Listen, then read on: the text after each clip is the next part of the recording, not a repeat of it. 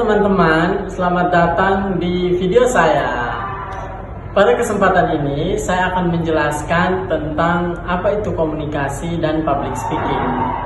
Namun sebelumnya, saya ingin bertanya kepada teman-teman, apakah kalian pernah merasa gemetar, gugup, atau telapak tangan kalian basah saat ingin berbicara di depan umum? Jika kalian pernah merasakan seperti itu, tenang, kalian tidak sendiri. Karena ini adalah permasalahan yang dirasakan oleh hampir semua orang. Karena menurut survei, rata-rata tantangan saat melakukan public speaking adalah rasa takut atau rasa gemetar. Selama beberapa menit ke depan, saya akan menjelaskan secara terperinci tentang apa itu ilmu komunikasi, kemudian mengapa mata kuliah public speaking itu penting, dan bagaimana teknik atau cara melakukan public speaking yang efektif.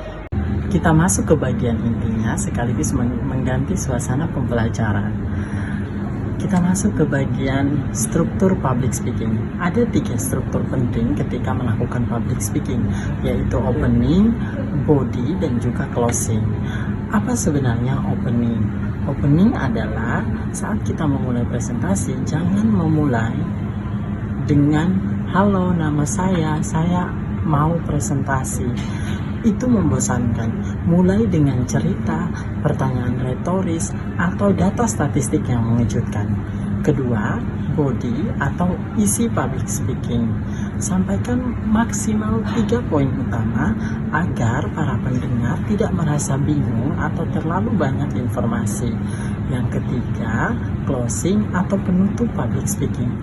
Jangan cuma bilang sekian, terima kasih, tapi berikan closing statement yang kuat, ringkas, atau adanya call to action atau mengajak pendengar untuk berinteraksi. Selanjutnya, kita belajar tentang teknik vokal dan bahasa tubuh yang efektif dalam public speaking. Sekarang, bagaimana cara menyampaikan public speaking? Public speaking itu 55% merupakan bahasa tubuh, 38% suara atau nada suara, dan 7% adalah kata-kata. Itu menurut studi dari Albert Mehrabian. Ada 3 hal penting yang dipelajari, yaitu yang pertama, intonasi dan penekanan, yang kedua, tempo, dan yang ketiga, bahasa tubuh.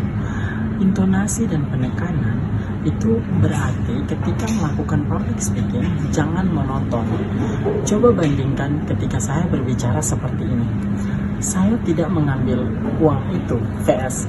saya tidak mengambil uang itu. Maknanya beda kan? Kemudian yang kedua, tempo.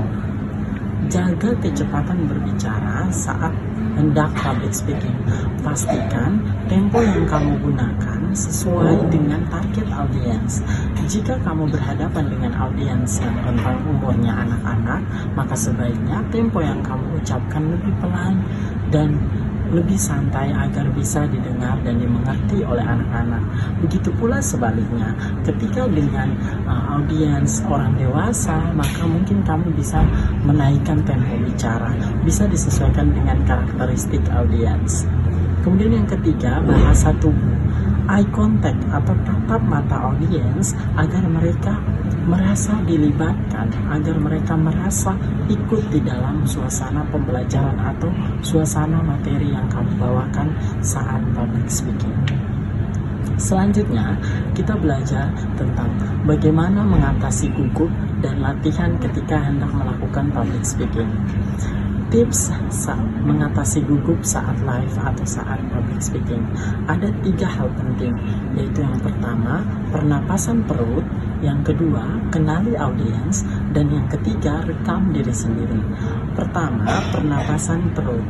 Ketika hendak melakukan public speaking, tarik nafas dalam dan keluarkan suara yang lantang, suara yang bisa didengar oleh audiens, sehingga informasi yang hendak ingin kamu sampaikan bisa tersampaikan kepada audiens. Yang kedua, kenali audiens. Anggap mereka itu teman, bukan hakim. Anggap mereka adalah teman belajarmu. Jangan berpikir apa yang mereka bicarakan jika saya melakukan kesalahan. dan lain sebagainya. Yang ketiga, rekam diri sendiri. Ini adalah trik yang paling ampuh. Lihat video sendiri saat kamu rekam video kamu dan lihat video kamu sendiri, koreksi di mana bagian yang aneh. Ini merupakan latihan yang sangat penting. Lakukan terus-menerus, evaluasi, rekam lagi. Ini akan sangat membantu kamu untuk meningkatkan skill public speaking. Nah, itu adalah beberapa bagian penting ketika hendak melakukan public speaking. Berdasarkan apa yang sudah saya jelaskan, bisa saya simpulkan bahwa ada 3 pokok penting yang perlu dimengerti, yaitu pertama, public speaking adalah seni atau cara menyampaikan pesan kepada audiens atau seni menyampaikan pesan kepada publik sehingga mudah dimengerti. Karena ini merupakan sebuah seni, maka perlu kita pahami struktur public speaking dan juga teknik yang digunakan. Struktur public speaking meliputi pembukaan, isi, dan penutup, atau di dalam bahasa Inggris opening, body, and closing. Dan juga teknik 3 teknik dasar penting ketika hendak melakukan public speaking adalah jaga intonasi, jaga pengucapan, jaga tempo, dan juga jaga bahasa tubuh agar ketika hendak melakukan public speaking ini menjadi efektif karena kamu benar-benar mengerti semua step-step tersebut. Tidak terasa kita sudah sampai di penghujung video, sehingga saya ingin berpesan kepada teman-teman untuk terus belajar, jangan mudah menyerah, karena public speaking itu bukan bakat atau bawaan dari lahir, tetapi ini adalah proses trial and error, proses belajar, sehingga pada akhirnya teman-teman bisa menguasai ilmu tersebut dan akhirnya teman-teman boleh menampilkan yang terbaik ketika berbicara di depan umum. Sebagai penutup, harapan saya dengan menonton video ini, teman-teman boleh mendapatkan insight penting dan teman-teman boleh melaksanakan hal tersebut di dalam kehidupan sehari-hari. Jangan lupa tinggalkan komentar-komentar teman-teman, apa yang menjadi ketakutan teman-teman saat public speaking di kolom komentar bawah ya. Sekian dari saya, terima kasih dan sampai jumpa.